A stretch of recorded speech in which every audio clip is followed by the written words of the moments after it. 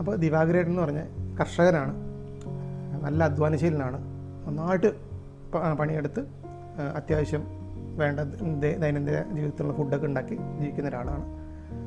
അപ്പോൾ ആളുടെ കന്നുകാലികളും അയാളുടെ ലൈഫുമായിട്ട് അയാൾ ഭയങ്കര ഹാപ്പിയായിട്ട് മുന്നോട്ട് പോവാണ്.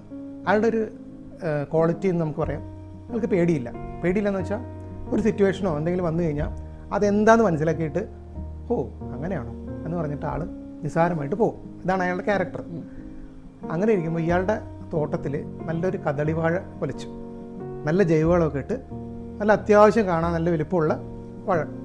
അങ്ങനെ ഈ പഴം പഴുക്കാറാവുന്ന ടൈമുണ്ടല്ലോ, ആ സമയമായപ്പോഴത്തേക്കും അന്ന് രാത്രി അദ്ദേഹത്തിന് ചെറിയൊരു ഒച്ച കേൾക്കുകയാണ്, ഒരു ചെറുകടി ശബ്ദം, പിന്നെ ചെറിയ സൗണ്ട് കേൾക്കുന്നുണ്ട്. പുള്ളി അപ്പോൾ ഞെട്ടി എണീറ്റിട്ട് വവ്വാലായിരിക്കും എന്ന് പറഞ്ഞിട്ട് പുള്ളി കിടക്കുകയാണ്. വവ്വാലോ, എൻ്റെ കദളിവാഴ. അപ്പം തന്നെ ആൾ ക്വിക്കായിട്ട് എണീറ്റ് പോയിട്ട് ടോർച്ചടിച്ച് നോക്കുമ്പോൾ ഈ പഴം വവ്വാൽ കഴിച്ചുകൊണ്ടിരിക്കുക. ആൾ അപ്പം തന്നെ അതിനെ ഒടിച്ചു വിട്ടു, അതിന് വേണ്ടി റെമഡീസ് എടുത്ത് തിരിച്ചു വന്നു. അത് പ്രസൻറ്റ് ഡേഞ്ചർ എന്ന് പറയുക. അതായത് സ്പോട്ടിൽ വന്നു, അത് അയാൾ സൊല്യൂഷൻ ചെയ്തു, തിരിച്ചു വന്ന് കടന്നു.